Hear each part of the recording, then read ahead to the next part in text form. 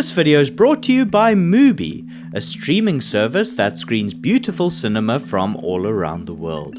Get a free month at mubi.com/indepthcine. Camera technology is constantly evolving. Each year, different manufacturers introduce new, shiny, better than ever before products to vie to capture market share. Therefore, it may be surprising that when it comes to the world of high-end digital cinema cameras, there's one clear-cut winner, and perhaps even more surprisingly, far and away the most popular camera on the market was released almost 10 years ago.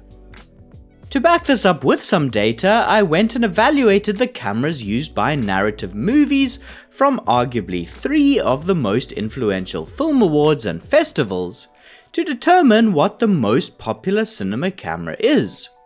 What camera manufacturers claim the top spots? How many productions still shoot on film over digital?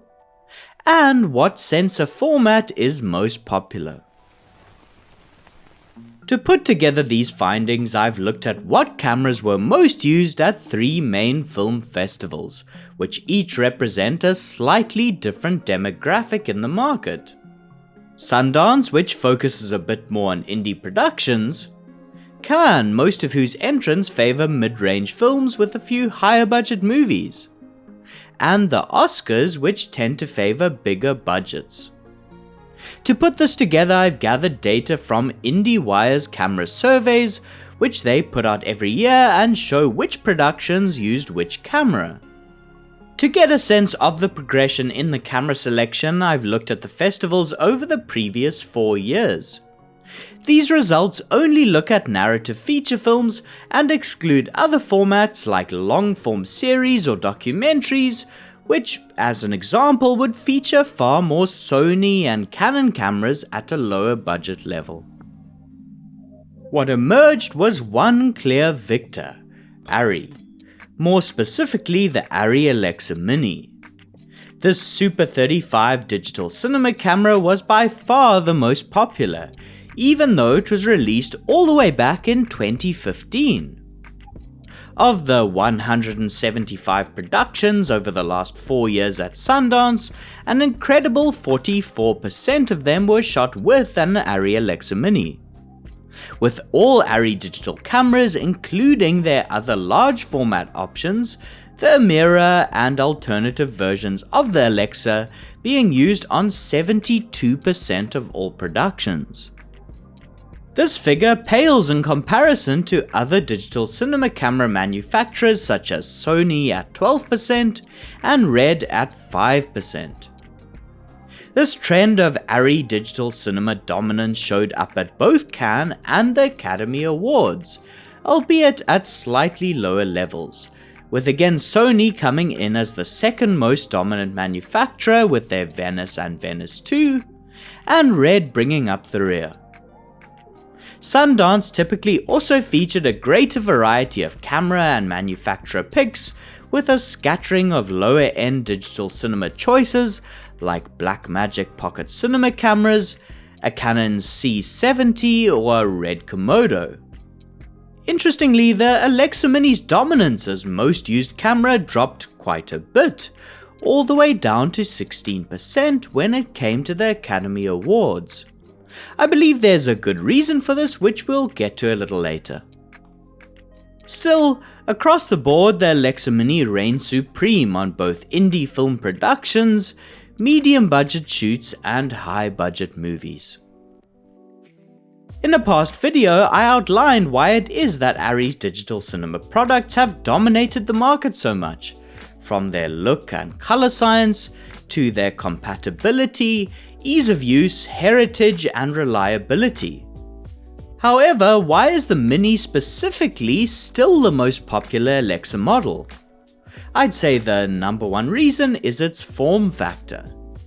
The Mini was released with the expectation that it would mainly be used for lighter weight builds, such as drone or gimbal work, with other studio Alexas being used as the main workhorses. However, its smaller profile, which could also be built into bulkier modes by adding accessories, meant that it soared in popularity as the go-to camera choice amongst cinematographers. In other words, you got that sought-after LEV sensor and Arri color science in a package which could be built either compact or large, depending on your preference.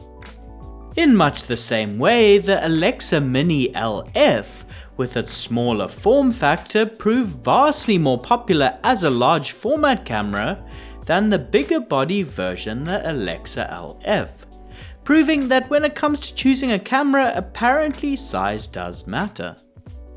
Before the introduction of the newer model Alexa 35, which can now conform to Netflix's 4K recording requirements, if you wanted to shoot with a Super 35 sensor, the Alexa Mini was pretty much the choice. Although the Alexa Mini still dominates even in 2024, with its slightly lower price tag and data rates, it has lost quite a lot of market share this year in the high-end arena to Arri's latest Super 35 camera, the Alexa 35. In recent years, there's been a bit of a surge to shoot on large format digital cameras, which have bigger sensors than traditional Super 35. Such as the full-frame Venice, the Arri Alexa Mini LF, or even the Alexa 65 with its wider field of view. However, looking at the numbers, large format cameras still don't dominate the market. If we look at every production and sort each camera into either Super 35 or large format, the results show that at both Cannes and Sundance there was a similar preference for Super 35, with it leading at 65% and 69% respectively. Bear in mind that some productions used multiple cameras and paired up different sensor sizes, such as an Alexa Mini and a Mini LF. Super 35 offers cinematographers far more lens options to choose from than large formats do, dating all the way from vintage glass to contemporary lenses. Typically, these cameras also come at a lower rental cost than the more expensive large format cameras do. Interestingly, when we look at the Academy Awards, we see a different picture. Only 43% of recent Oscar picks shot in Super 35. While 77% of productions utilize some form of large format capture. This also speaks to our earlier note about only 16% being shot on an Alexa Mini. I'd argue that one of the reasons for this may be that Oscar films have the bigger budget to rent large format camera packages, which low budget indie movies from Sundance may not be able to do. I'd speculate that perhaps cinematographers also feel that the more contained indie and mid-budget dramas, which largely come out of Cannes and Sundance, are better suited to the more traditional Super 35 format. Whereas maybe the higher budget blockbuster nature of Oscar picks are better enhanced by choosing wider field, higher res formats like IMAX or Digital 65. That's what the data suggests anyway. A final question that came to mind was how many productions still shoot on film versus digital. This number included any production which used any type of film acquisition, from 16mm all the way up to IMAX. Over the past 4 years, 11% of Sundance productions, 22% of movies from Cannes, and 30% of Academy Award nominated flicks used film cameras. Of those film cameras, again Arri came first, with their LT and ST versions of the Arri Cam being by far the most popular film cameras. Although overall, of course, digital cameras dominated, I was quite surprised at how high film usage in 2024 still remains. Again, there's also a possible correlation here with budget. The more money a production has as it scales from indie to mid to high budget festivals, the more possible it is for filmmakers to make the choice of whether to shoot on film or not.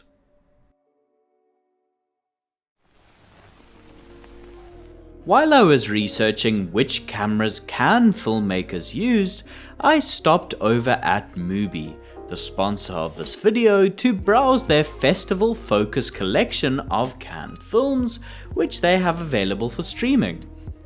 One film that caught my eye is the MUBI exclusive creative documentary from esteemed filmmaker Steve McQueen called Occupied City, which premiered at Cannes. This poetic documentary chronicles the history of Amsterdam under Nazi occupation by contrasting voice-over narration of past events that plays over modern observational footage filmed in the city. During this collision of past and present, some stunning frames are captured on 35mm film, with each shot beautifully composed, cinematically elevated, yet grounded by reality. If you want to check out a fantastic selection of streamable cinema, you should head over to MUBI. You can try MUBI free for 30 days at mubi.com/indepthcine. That's mubi.com/indepthcine for a whole month of amazing cinema for free. Hope you enjoyed the video. As always, thanks to all of you for supporting the channel by watching, commenting, and especially to those that get the videos early on Patreon. Otherwise, until next time, thanks for watching and goodbye.